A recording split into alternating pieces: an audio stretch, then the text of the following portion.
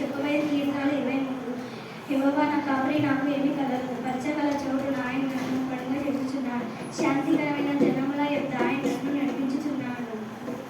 నా ప్రాణముకు ఆయన నన్ను శదారించుచున్నాడు.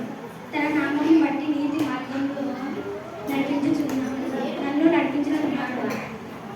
గాఢపు లోయలో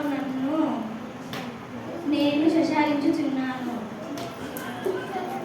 ఏ ఆపదకు భయపడను. నీవు నాకు తోడైను. నీ దుడ్డు కరియను దండములు నన్ను ఆదరించుచున్నావు. నా శత్రుల ఎదుట నాకు భోజనం సిద్ధపరచును.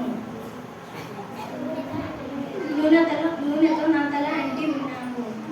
నా గిన్నె నుండి పొల్లుచున్నావు. నేను బతుకు దినములను కృపా చేయనములు